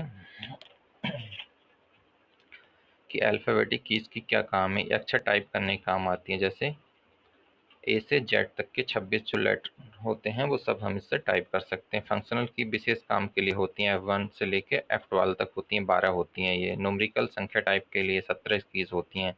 नेविगेशन कर्सर को मूव कराने के लिए जैसे arrow, home, and, page up, page down, ऊपर नीचे, ख़त्म। मॉडिफायर की दूसरी कीज़ के काम को बदलती हैं ये, जैसे कंट्रोल, शिफ्ट, एल्ट, विंडोज़, ये सब मॉडिफायर कीज़ हैं, याद रखना है ये आपको कि कंट्रोल, शिफ्ट, आल्ट ये मॉडिफाइज कीज़ हैं।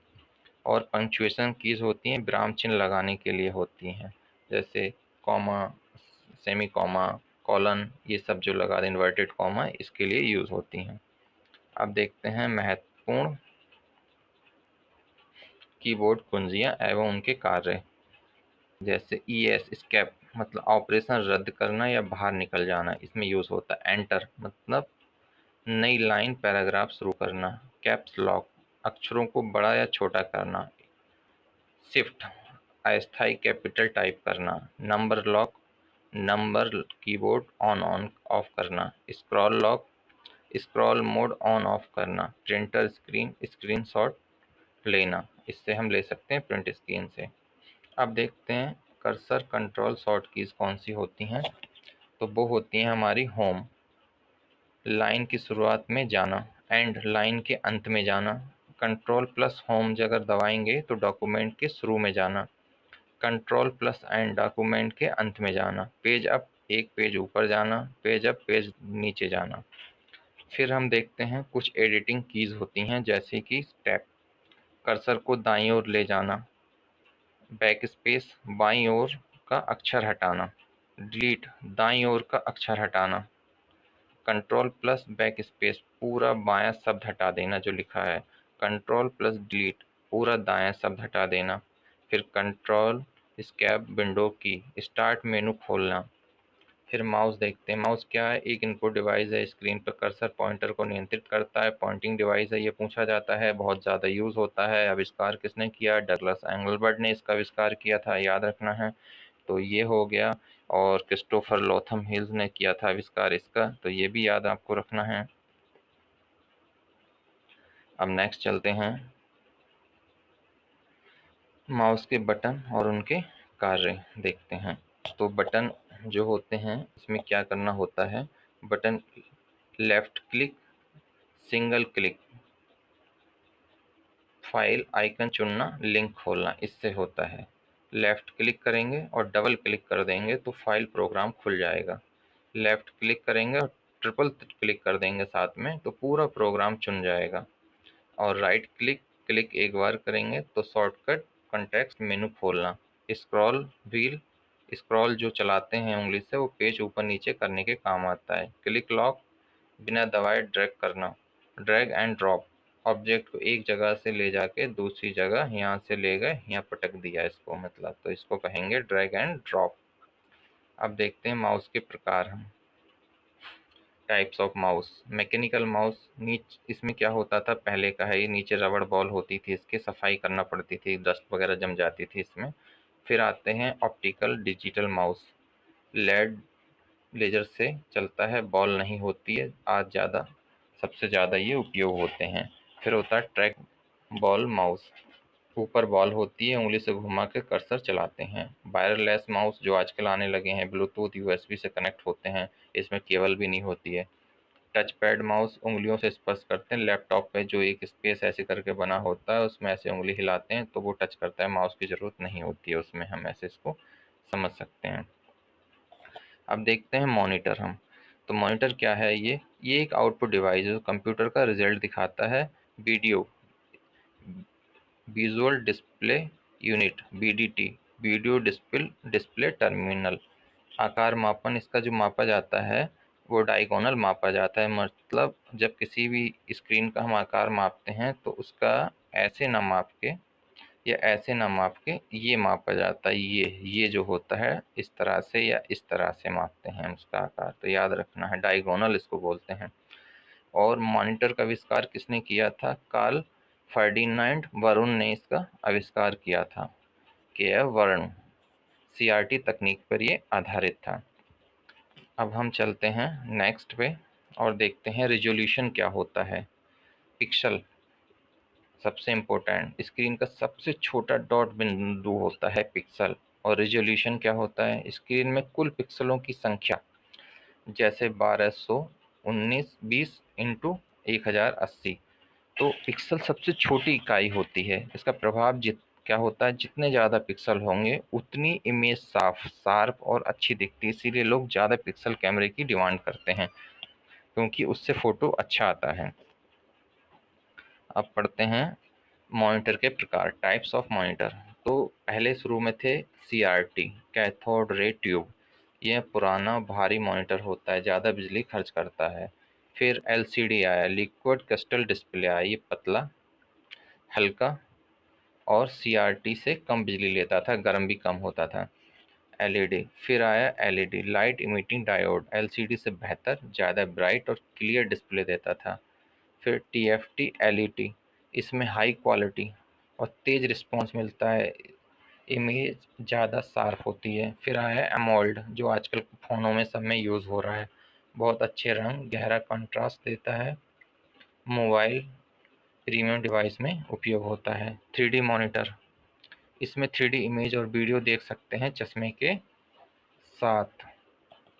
अब देखते हैं कनेक्शन केबल, पोर्ट केबल्स। तो बीजीए हमने देखा, पुराना एनालॉग केबल होता था, क्वालिटी कम होती थी। इसमें एचडीएमआई हमने देखा, डिजिटल केबल है, एक साथ ऑडियो और वीडियो आ सकती है। डीवीआई डिजिटल वीडियो के लिए उपयोग होता है। डिस्प्ले पोर्ट क्या होते हैं? सबसे मॉडर्न, हाई क्वालिटी आउटपुट देता है। फिर कुछ अतिरिक्त महत्वपूर्ण बिंदुओं को भी देख लेते हैं। रिफ्रेश रेट क्या होती है? स्क्रीन 1 सेकंड में जितनी बार अपने आप को अपडेट होती है उसके रिफ्रेश रेट कहते हैं। जैसे 60 hertz, 120 hertz. Response time, pixel जितनी जल्दी बदलता है कम होगा तो बेहतर होगा। एस्पेक्ट रेशियो क्या होता है? स्क्रीन का आकार अनुपात, जैसे 16:9। टच स्क्रीन, उंगली से ऑपरेट होने वाला मॉनिटर। अब देखते हैं प्रिंटर क्या होता है। हार्ड कॉपी आउटपुट डिवाइस होता है, मतलब सॉफ्ट कॉपी हम कमांड देते हैं और हार्ड कॉपी हमको कागज़ पे प्रिंट कर देता है। उपयोग क्या है? हम टेक्स्ट, इमेज, ग्राफ आदि स्थायी रूप से प्राप्त करते हैं। इसकी गुणवत्ता जो मापी जाती है वो डीपीआई में मापी जाती है। हमेशा पूछा जाता है क्वेश्चन, डॉट्स पर इंच, डीपीआई, तो इसको याद रखना है, डॉट्स पर इंच। ज़्यादा डीपीआई होगा तो साफ और शार्प प्रिंट होगा, मतलब अच्छा होगा, तो ज़्यादा डीपीआई होना चाहिए। और डीपीआई की फुल फॉर्म डॉट्स पर इंच। टाइप्स ऑफ प्रिंटर, तो इम्पैक्ट प्रिंटर होते हैं और नॉन इम्पैक्ट प्रिंटर होते हैं। अब इनको आगे देखते हैं। इम्पैक्ट प्रिंटर क्या करते हैं? करेक्टर प्रिंटर, इसके प्रकार देखते हैं। इम्पैक्ट प्रिंटर के हम प्रकार देखते हैं। तो इसमें करेक्टर प्रिंटर आता है, एक समय में एक अक्षर प्रिंट करता है ये। डॉट मैट्रिक्स प्रिंटर, पिन और इंक रिबन से डॉट बनाकर प्रिंट, सस्ता लेकिन आवाज़ ज़्यादा करता है ये। डेज़ी व्हील प्रिंटर, ये भी इम्पैक्ट प्रिंटर है, टाइपराइटर जैसा प्रिंट, क्वालिटी इसकी बेहतर होती है। लाइन प्रिंटर, एक बार में पूरी लाइन प्रिंट करता है, तेज़ गति होती है।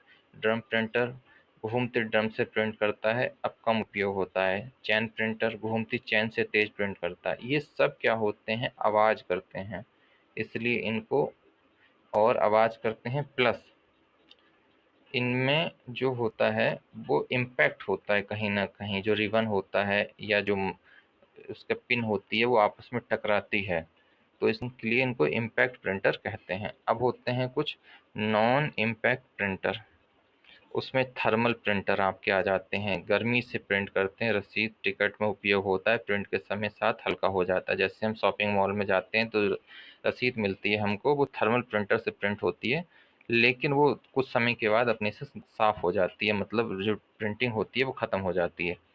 एक होता है इंकजेट प्रिंटर, इंक कार्टेज से इंक छिड़क कर प्रिंट। घर ऑफिस में जो सामान्यतः आजकल यूज़ होते हैं वो इंकजेट प्रिंटर होता है। एक होता है लेज़र प्रिंटर, टोनर और लेजर से तेज और हाई क्वालिटी प्रिंट करते हैं। जो हम प्रिंटर शॉप दुकानों पे देखते हैं बड़े बड़े, वो लेज़र प्रिंटर ही हैं एक प्रकार के।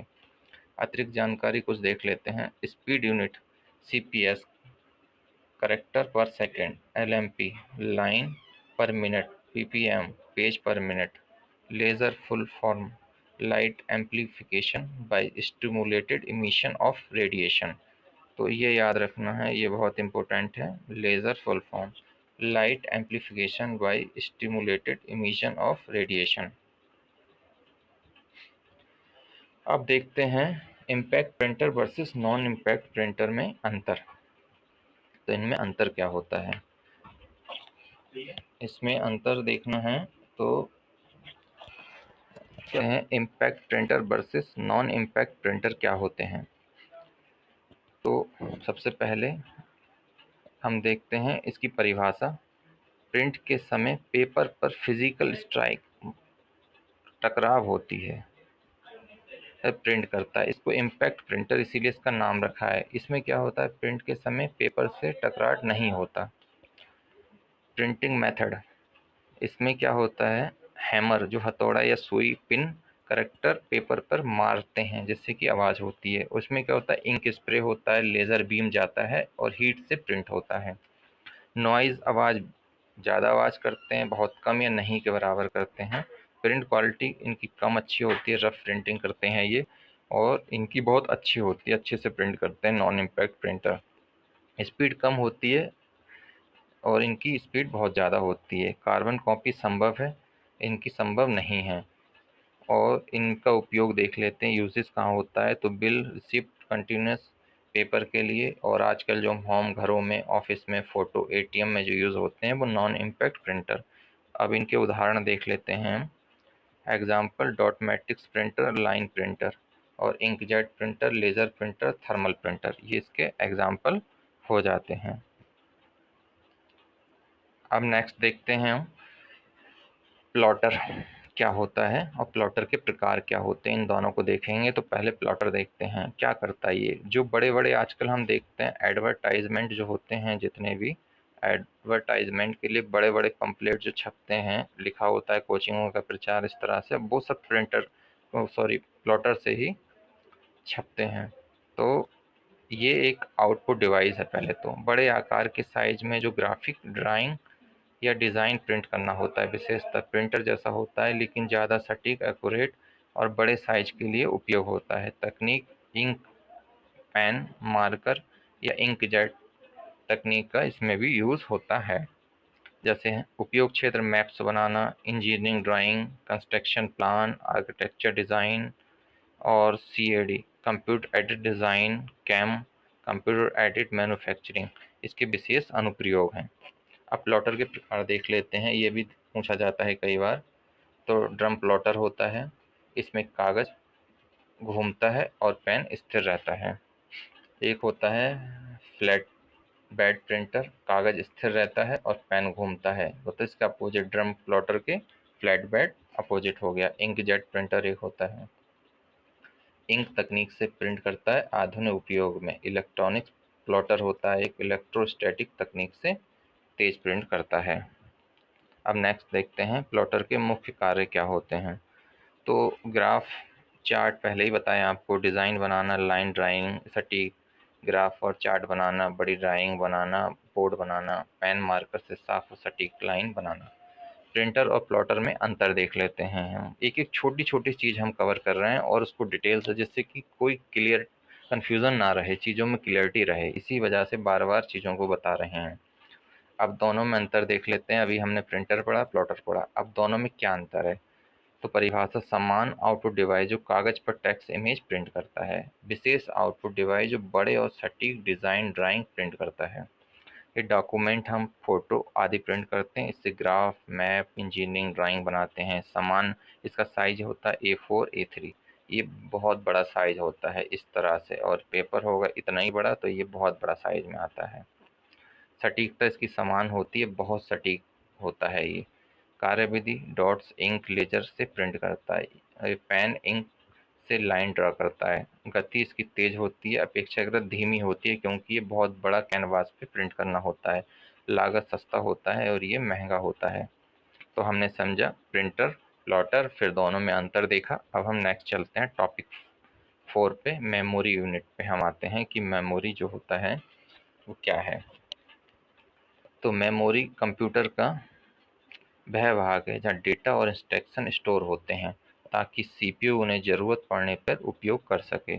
फंक्शन, डेटा को स्टोर करना, प्रोसेसिंग के लिए सीपीयू देना और रिजल्ट सुरक्षित रखना। Types, primary memory, main memory, secondary memory, external memory, इसमें ये शामिल होते हैं। अब नेक्स्ट चलते हैं, प्राइमरी मेमोरी क्या होती है। पहले तो अब हमने टाइप देख ही लिए, प्राइमरी मेमोरी और सेकेंडरी मेमोरी। अब आते हैं प्राइमरी मेमोरी पे। तो डेफिनेशन, ये सीपीयू के सबसे पास होती है। बार बार सीपीयू जो इंस्ट्रक्शन करता है वो यहीं से डाटा लेता है और प्रोग्राम अस्थायी रूप से इसमें स्टोर रहते हैं। प्रोसेसिंग, सीपीयू से सीधे एक्सेस करता है इसलिए बहुत तेज होती है। स्पीड सेकेंडरी मेमोरी से कई गुना तेज होती है, लेकिन नेचर इसकी विशेषता क्या है, इसे वोलेटाइल रैम और नॉन वोलेटाइल रैम दोनों शामिल होते हैं इसमें। इसमें जो आपका है रैम और नॉन वोलेटाइल रैम दोनों शामिल होते हैं। और टाइप्स देख लेते हैं। RAM, random access memory full form पूछा जाता है, और रोम, रीड ओनली मेमोरी। ठीक है, अब नेक्स्ट चलते हैं, देखते हैं हम रैम क्या होता है, रैंडम एक्सेस मेमोरी क्या होती है उसको देख लेते हैं। नेचर क्या है, वोलेटाइल मेमोरी होती है, यानी बिजली बंद होते ही डेटा ख़त्म, जैसे ही पावर कट हुई डाटा जितना था वो उड़ जाता है पूरा। ये इसकी एक कमी कहेंगे इसमें, या जो भी कहें। यूज़ क्या है, वर्तमान में जो हम चल रहे हैं, रनिंग कर रहे हैं प्रोजेक्ट या मॉनिटर पे, वो एप्लीकेशन इनपुट डाटा को स्टोर करने का काम करता है ये, क्योंकि सीपीयू में डाटा स्टोर नहीं होता है। डाटा स्टोर जो होता है वो आपका मेमोरी में ही होता है। और फीचर देखते हैं, किसी भी एड्रेस से डेटा को सीधे रैंडम एक्सेस किया जा सकता है। इम्पोर्टेंट्स देखते हैं, रैम जितनी अधिक होगी कंप्यूटर उतना तेज और बिना रुकावट स्मूथ काम करेगा। एग्जाम्पल देख लो, जब तुम कोई ऐप, ब्राउज़र या गेम खेलते हो तो वह रैम में लोड होता है और काम खत्म होने पर, सिस्टम बंद होने पर वह हट जाता है। तो समझे कि आपकी रैम फास्ट तो होती है लेकिन वोलाटाइल होती है। जैसे ही पावर गई, सप्लाई ख़त्म, इसका सारा डाटा ख़त्म हो जाता है तुरंत। तो ये प्राइमरी मेमोरी है। अब देखते हैं टाइप्स ऑफ रैम क्या होती हैं। एस रैम, स्टैटिक्स रैम, बहुत तेज होती है ये, रिफ्रेश के लिए ज़रूरत नहीं होती, लेकिन महंगी होती है और कम मात्रा में उपयोग होती है। और एक होती है डी रैम, ये डायनामिक रैम होती है, सस्ती तो होती है लेकिन अधिक उपयोग में आती है, लेकिन डेटा बनाए रखने के लिए बार बार रिफ्रेश करना इसको पड़ता है, अपने से ये रिफ्रेश नहीं होती है। डी रैम के प्रकार देख लीजिए। तो एस डी रैम क्लॉक के साथ सिंक्रोनाइज होकर काम करती है, इसलिए समान डी रैम से बेहतर होती है। ये याद रखना, ये पूछा जाता है कि डी रैम में भी कौन सी रैम बेहतर होती है, तो वो है एस डी रैम। और D D RAM double data rate तकनीक, जैसे DDR3, DDR4, DDR5 या हर नया वर्जन अधिक तेज और इफ़िशेंट होता है। अब हम आते हैं रोम, रीड ओनली मेमोरी, मतलब इसमें आप सिर्फ रीड कर सकते हो, लिख नहीं सकते, राइट नहीं कर सकते कुछ भी, तो इसलिए इसको कहते हैं रीड ओनली मेमोरी। इसकी सबसे विशेषता नॉन वोलेटाइल मेमोरी, मतलब डाटा आपका परमानेंट स्टोर रहेगा, यानी बिजली जाने पर भी डेटा सुरक्षित रहता है। और यूज़ क्या है, कंप्यूटर को स्टार्ट, जब कंप्यूटर हम स्टार्ट करते हैं तो प्रोग्राम जो होते हैं, BIOS, basic input output system जो होता है वो इसी में स्टोर्ड रहता है। फीचर, इसमें स्टोर डेटा स्थायी होता है, सामान्य यूज़र इसे आसानी से बदल नहीं सकता। अब एग्जाम्पल के तौर पे समझ लो, जब कंप्यूटर ऑन किए हम, तब सबसे पहले BIOS प्रोग्राम चलता है जो रैम में स्टोर्ड रहता है, और रोम में स्टोर रहता है और सिस्टम को स्टार्ट करने में मदद करता है, क्योंकि कंप्यूटर को पता तो होता नहीं है शुरू में जब हम ऑन का बटन दबाते हैं। तो सबसे बेसिक काम कौन करता है आपका BIOS, और ये कहाँ स्टोर होता है ROM, रोम में। बस इतना याद रखना है। अब नेक्स्ट चलते हैं, टाइप्स ऑफ रोम क्या होते हैं। तो इसका एक प्रकार होता है पी रोम, इसमें केवल प्रोग्राम लिखा जा सकता है, इसके बाद उसमें कोई बदलाव संभव नहीं है। जैसे फैक्ट्री प्रोग्राम्ड चिप जो आती हैं प्रोग्राम रोम्ड, जैसे कि हम देखें वॉशिंग मशीन में जो भी सिस्टम है वो हम यूज़ करते हैं और उसमें हम कोई चेंज नहीं कर सकते उसके फंक्शन को, तो उसमें पी रोम का यूज़ होता है। अब देखते हैं ईपी रोम, इसमें स्टोर डेटा को यूवी लाइट की मदद से मिटाया जा सकता है और फिर दोबारा लिखा जा सकता है, जैसे पुराने रिसर्च डिवाइस इलेक्ट्रॉनिक प्रोग्राम रोम्ड। फिर आता है ईईपी रोम, इसमें डेटा को इलेक्ट्रॉनिक सिग्नल से इरेज कर सकते हैं, रीराइट किया जा सकता है, इसलिए सबसे ज़्यादा उपयोग में आती है। इस जैसे पेन ड्राइव हो गया, SSD हो गई, मेमोरी कार्ड हो गई, इसके सब एग्जाम्पल हैं। अब हमने प्राइमरी मेमोरी पढ़ ली, तो जिसमें प्राइमरी मेमोरी में हमने क्या पढ़ा था, रैम पढ़ी प्लस रोम पढ़ी और उनके प्रकार पढ़े, टाइप्स उनके जो होते हैं वो हमने पढ़ा। अब हम चलते हैं सीधे सेकेंडरी मेमोरी पे कि सेकेंडरी मेमोरी क्या होती है, तो हम उसको देख लेते हैं।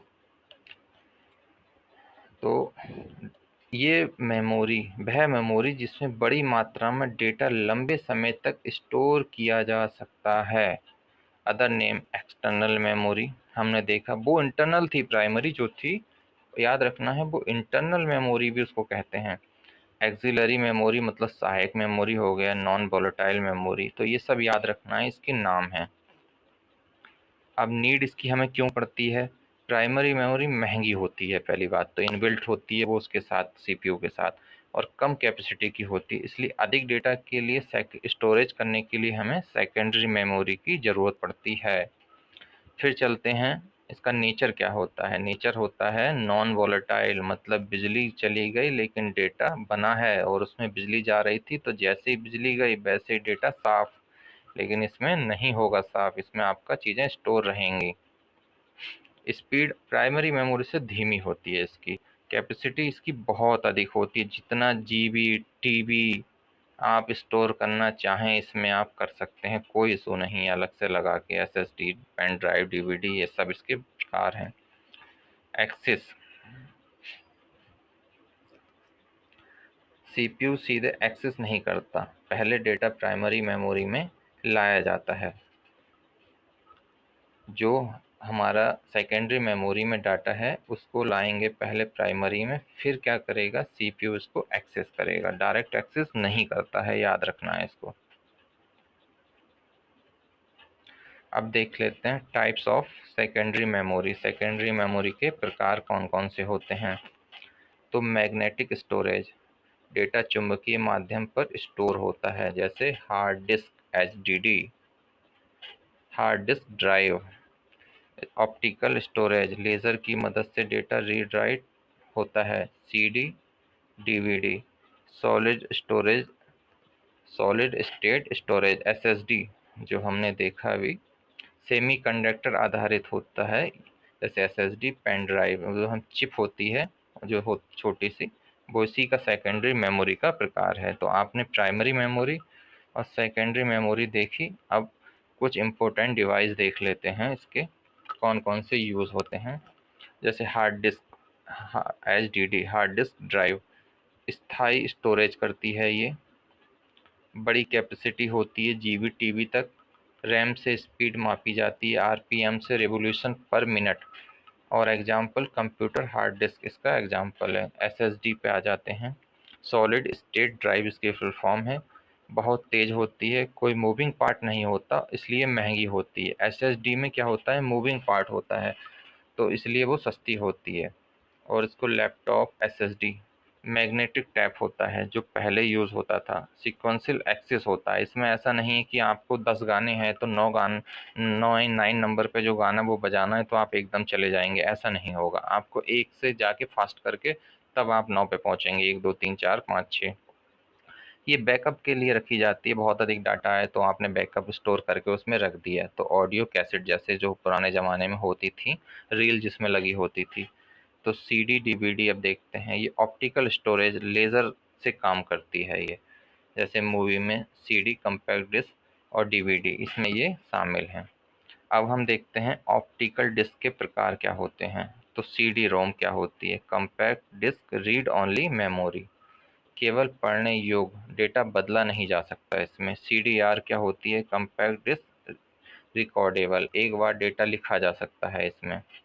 फिर CDRW कंपैक्ट डिस्क रीराइटेबल, हम इसमें दोबारा से लिख सकते हैं, बार बार लिखा और मिटाया जा सकता है। DVD डिजिटल वर्सटाइल डिस्क होती है, फुल फॉर्म इसकी याद रखना है, डिजिटल वर्सटाइल डिस्क।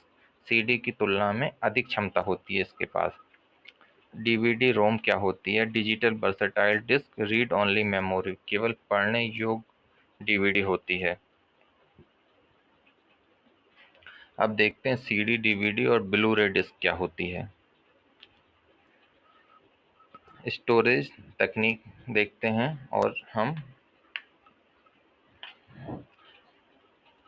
पहले चलते हैं स्टोरेज तकनीक।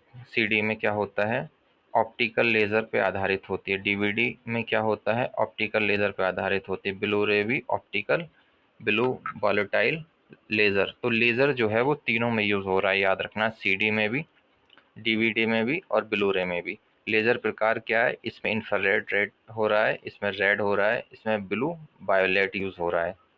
सामान्य क्षमता कितनी है, लगभग इसकी है CD की 700 MB होती है, DVD की 4.7 GB और ब्लू रे की मैक्सिमम 25 GB होती है। फिर होता है डुअल लेयर क्षमता, CD में नहीं होती है, इसमें होती है 8.5 GB और इसमें 50 GB होती है। डेटा घनत्व कम होता है CD में, इसमें DVD में मध्यम होता है, ब्लू रे में बहुत अधिक होता है। वीडियो गुणवत्ता ऑडियो लो होती है, HD प्रकार में होती है DVD में और इसमें फुल HD 4K की आती है आपकी ब्लू रे डिस्क में। लिखने के प्रकार रोम, रीड, रीराइट आप CD में, और इसमें रोम, रीड, रीराइटेबल ये भी रहती है और ये भी रोम, रीड, रीराइटेबल ये भी रहता है। अब चलते हैं ड्राइव अनुकूलता।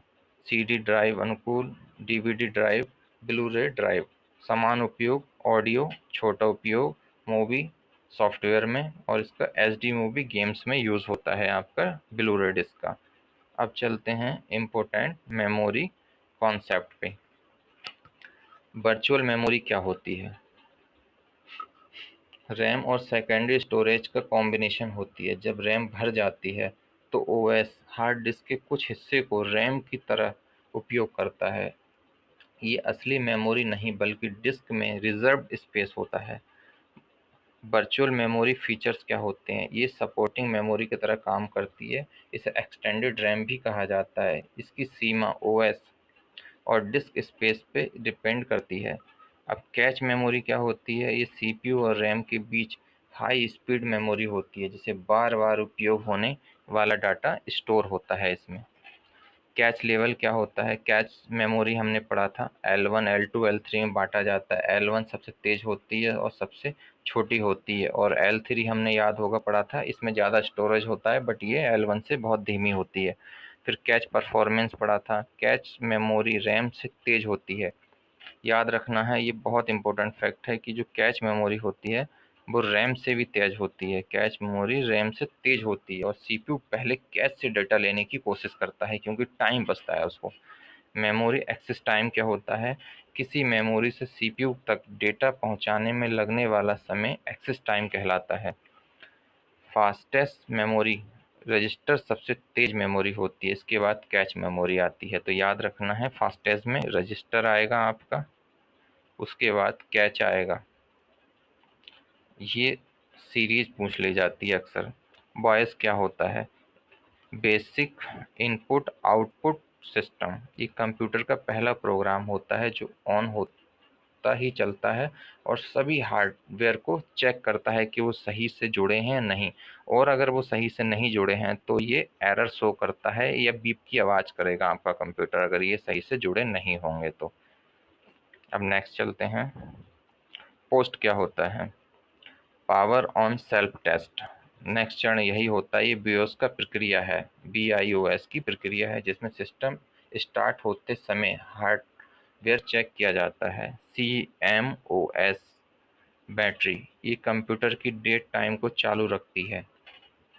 ये BIOS सिस्टम की को सुरक्षित भी रखती है। तो इसमें क्या होता है, आप कंप्यूटर बंद कर दिए तो डेट टाइम, लेकिन उसकी जब दोबारा खोलेंगे तो वो CMS की वजह से ही हमेशा सही टाइम आपको शो करेगा। अब चलते हैं प्राथमिक मेमोरी और द्वितीयक मेमोरी में अंतर। हम प्राथमिक मेमोरी द्वितीयक मेमोरी देख लिए, अब इन दोनों में अंतर क्या है ये समझते हैं।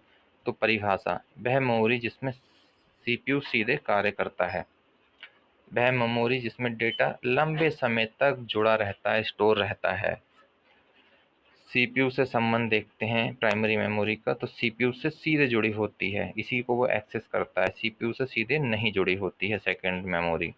गति फर्स्ट की बहुत तेज होती है प्राइमरी की, और इसकी प्राइमरी से कम होती है। क्षमता लेकिन इसकी बहुत कम, जिसकी गति ज़्यादा उसकी क्षमता कम, ये भी नियम प्राकृतिक है। और जिसकी द्वितीय मेमोरी की क्षमता स्टोरेज बहुत अधिक होती है। प्राथमिक मेमोरी आपकी वोलेटाइल होती है और नॉन वोलेटाइल, और ये जो सेकेंडरी मेमोरी होती है नॉन वोलेटाइल होती है। इसमें आपका डाटा स्टोर है तो वो लाइट जाने पर बना रहेगा। उपयोग, चल रहे प्रोग्राम और डेटा रखना, जो यूज़ कर रहा है इस समय कंप्यूटर ऑपरेट कर रहा है वही डाटा ये रखती है। ये स्थायी डेटा, सारे डेटा जैसे गाना, म्यूजिक, फोटो, इमेज आपके जितना रहेंगे वो सब इसमें रहेंगे। डेटा एक्सेस बहुत तेज होता है, अपेक्षाकृत धीमा होता है।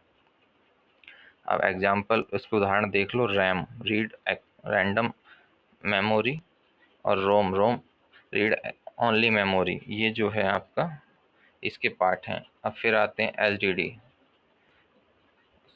इसमें आएगा सेकेंडरी मेमोरी में hard disk drive, solid state drive, pen drive और CD कंपैक्ट डिस्क और DVD इसमें शामिल हो जाएगा। अब देखते हैं रैम और रोम में अंतर क्या होता है।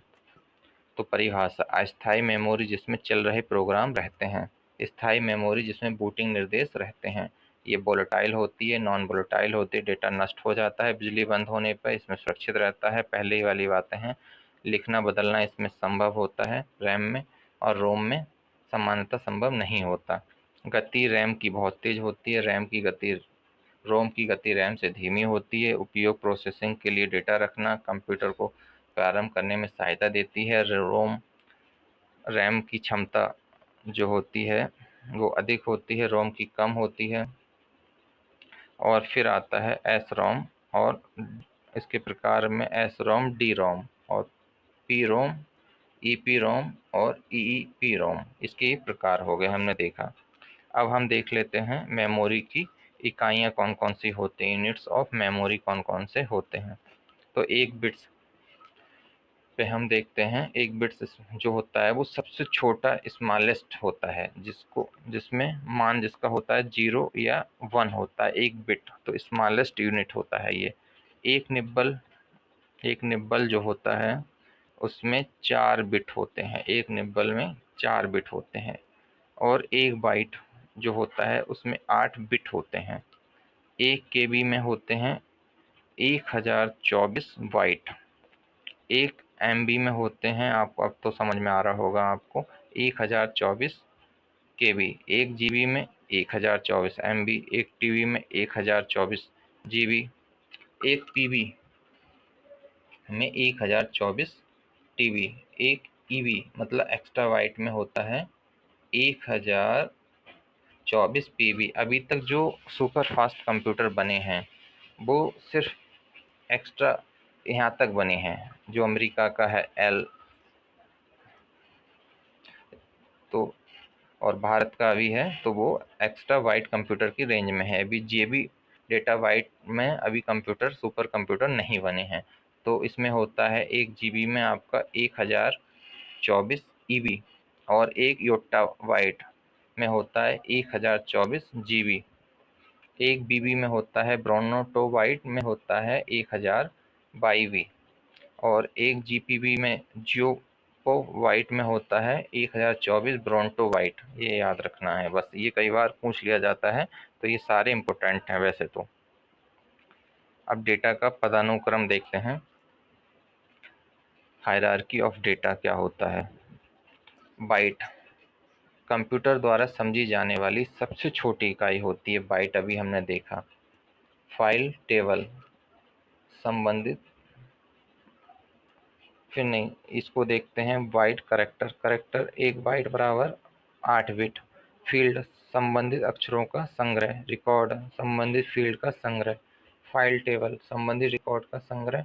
और डेटाबेस आपका होता है संबंधित फाइलों का संग्रह।